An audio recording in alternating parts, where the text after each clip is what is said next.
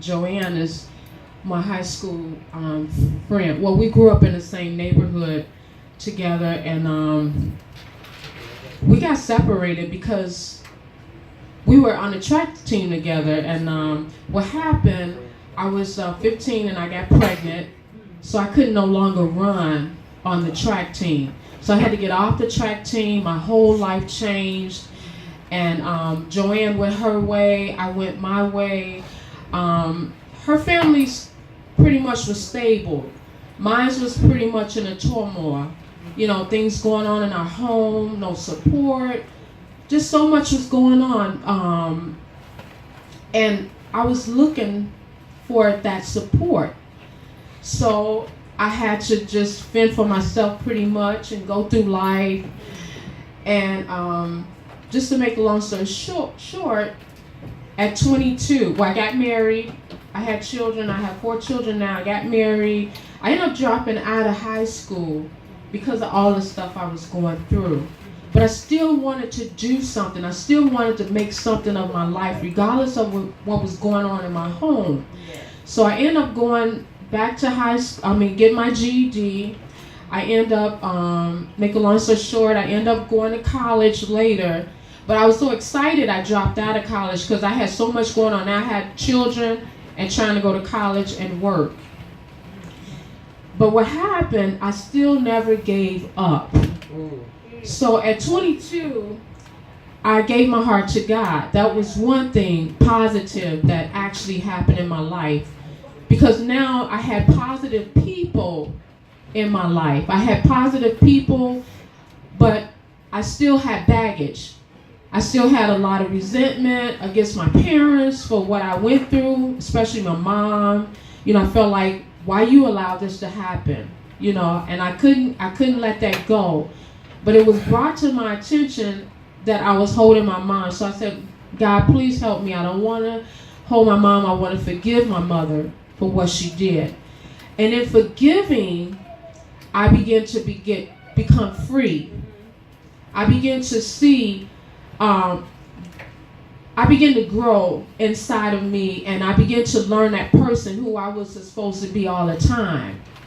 So, I went back to school, make a long story short, I'm an occupational therapist now, and I kept going, and one day in 2014 I wrote a poem, and in writing this poem, I was thinking about the people that were around me, how they would say they were praying for me.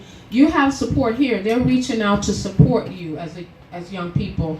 And thinking about them, the people that were supporting me, I wrote this poem, and it says, I appreciate you for what you do.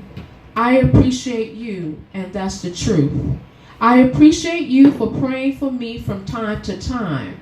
I appreciate you for keeping me on God's mind. When all else has failed, I appreciate you for keeping me in prayer. And in writing that poem, later I always had a heart for entrepreneurship. Because I felt like if I worked hard for someone else, I could work hard for myself. So I began to look and search out ways to do something with that poem because it was mine. It was something that no one else could take from me. And I could use it the way I wanted to use it. So in doing so, I went to the women's workshop. And who was there? My friend, Joanne, my friend. I mean, she was a special friend to me, but like I said, because of life circumstances, we ended up going our separate ways. But then God brought us back. You see what I'm saying? So, like you said, you can't have a testimony unless you have a test. And you can't have a message unless you have some mess. And what it is, I found out that I have been the support system of my family.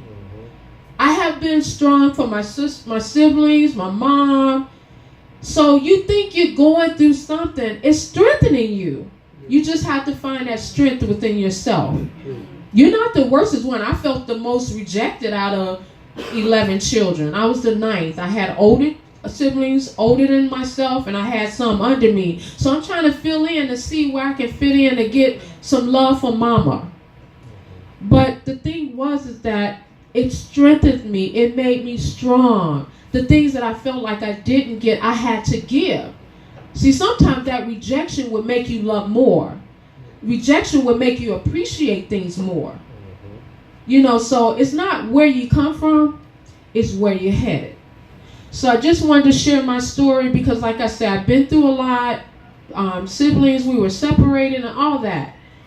But look at me now. I'm standing here to let you know that all those things are behind me. And I can stand here and be strong for someone else. I was a child, a young person just like you, wanted to commit suicide, just like he said. But God gave me the strength I have today.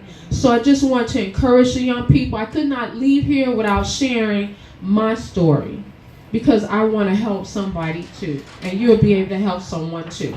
Give it up, y'all.